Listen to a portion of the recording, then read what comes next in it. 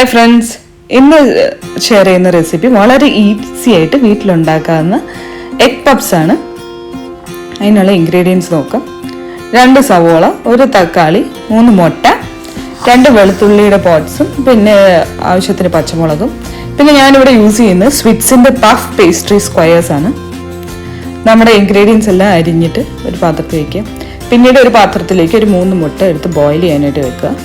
ഈ ഒരു പാനിലേക്ക് എണ്ണ ഒഴിക്കുക.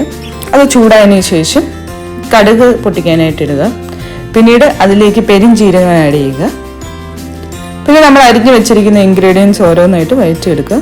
ആദ്യം തന്നെ സവോള വഴറ്റിയെടുത്ത് കുറച്ചൊരു ബ്രൗൺ കളർ ആയതിനു ശേഷം നമ്മൾ തക്കാളിയും പച്ചമുളകും ഇഞ്ചിയും പിന്നെ കറിവേപ്പിലയും കൂടെ ആഡ് ചെയ്യുക. ഇതെല്ലാം ഒരു ബ്രൗൺ കളർ ആകുന്നതും വരെ നന്നായിട്ട് വഴറ്റിയെടുക്കണം.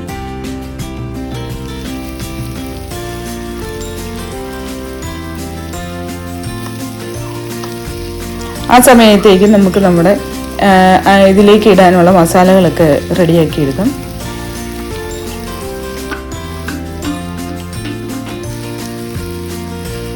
അപ്പോൾ ഇതിൽ ഇടുന്നത് വളരെ കുറച്ച് മസാല മാത്രമേ ഞാൻ ആഡ് ചെയ്യുന്നുള്ളൂ. 1 സ്പൂൺ മുളക് പൊടി, പിന്നെ 1/4 സ്പൂൺ മല്ലിപ്പൊടിയും 1/4 സ്പൂൺ ഗരം മസാലയാണ് ഇതിലേക്ക് ആഡ് ചെയ്യുന്നത്. പിന്നീട് ആവശ്യത്തിന് ഉപ്പ് ആഡ് ചെയ്യുക. പിന്നീട് കുറച്ചൊരു കുരുമുളക് പൊടിയും കൂടി ആഡ് ചെയ്യുക.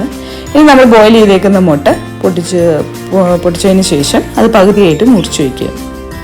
ഇനി നമ്മുടെ പഫ് പേസ്ട്രി ഒന്ന് എഗ് വാഷ് ചെയ്യാനായിട്ട് 1 മുട്ട പൊടിച്ചൊരു ബൗളിൽ ഇടുക. അത് നന്നായിട്ട് അടിച്ചതിന് ശേഷം ഈ പേസ്ട്രിയിലേക്കൊക്കെ ഒന്ന് എഗ് വാഷ് ചെയ്യാനായിട്ട് ഒന്ന് ബ്രഷ് ചെയ്ത് കൊടുക്കുക.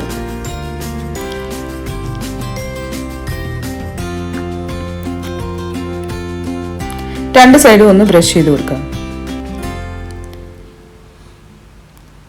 അതിനുശേഷം നമ്മുടെ ആ വഴറ്റി വെച്ചേക്കുന്ന ഇൻഗ്രീഡിയൻസ് ഇതിലേക്ക് ട്രാൻസ്ഫർ ചെയ്യാം.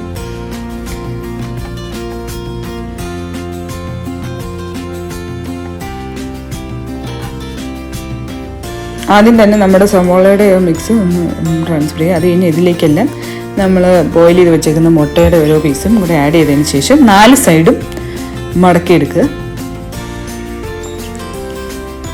അതിനുശേഷം ഇതിൻ്റെ പുറമേയും ഒന്ന് എഗ് വാഷ് ചെയ്ത് ഒന്ന് ബ്രഷ് ചെയ്ത് കൊടുക്കാവുന്നതാണ്. അതിനുശേഷം പ്രീ ഹീറ്റ് ചെയ്തിരിക്കുന്നത് നമ്മുടെ ഓവനിലേക്ക് വെക്കുക. അപ്പോൾ ഒരു 10 to 15 മിനിറ്റ്സിനുള്ളിൽ ഇത് റെഡി ആയിട്ട് കിട്ടും. നമ്മൾക്ക് കാണാനായിട്ട് പറ്റും. അതിൻ്റെ പുറമൊക്കെ ബ്രൗൺ സൈഡ് ആകും. എന്നിട്ട് ഇങ്ങനെ നമ്മുടെ എഗ് പപ്സ് റെഡിയാണ്. അപ്പോൾ വളരെ ഈസി ആയിട്ട് വീട്ടിലുണ്ടാക്കാം. എല്ലാവരും ട്രൈ ചെയ്ത് നോക്കുക. Thank you.